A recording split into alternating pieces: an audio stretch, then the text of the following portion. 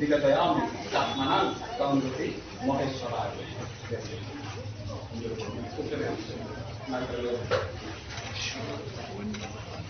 গদিতল মাল্যম নানা পুষ্প সম্পূর্ণিতাম শ্রীযুক্ত লম্বমানাঞ্চ গৃহাণ নম সূত্রেণ গদিতল মাল্যম নানা পুষ্প সম্পূর্ণিতম শ্রীযুক্ত লম্বমানাঞ্চ।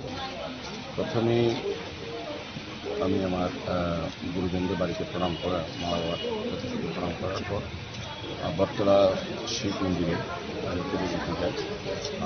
খুব সুন্দরভাবে এখানে পুজো হয়, ভক্তি সহকারে উৎসব সহকারে। এখানে আমাদের ছাত্রানগর বিশেষ করে মণ্ডলের উদ্যোগে এবং কার্যকর্তারা, বিভিন্ন স্তরের কর্পোরেটাররা, ওনারা সবাই উপস্থিত ছিলেন।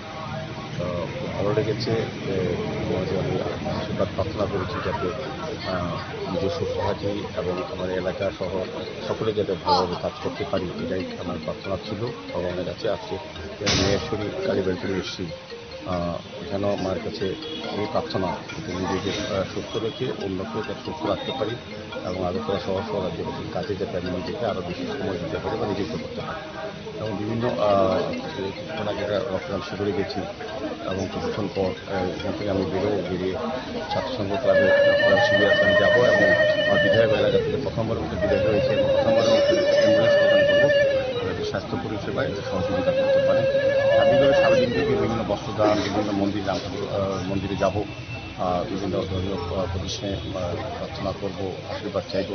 পাশাপাশি বিভিন্ন সকাল থেকেই আমাদের ছাত্রানগর মণ্ডলের সভাপতিও আছেন, মণ্ডলের কার্যকর্তারা, কর্মকর্তারা উদ্যোগে স্বচ্ছ ভারত অভিযান সকালবেলা শুরু হয়েছে এবং সারাদিন ব্যাপী বিভিন্ন বস্ত্রদান, খাদ্যদান, বিভিন্ন কর্মসূচির মাধ্যমে এই দিনটিকে আমার জন্মদিনটিকে পালন করা হচ্ছে। আমি বলবো আমার জন্মদিন না, এটা সবার জন্যই করা হচ্ছে।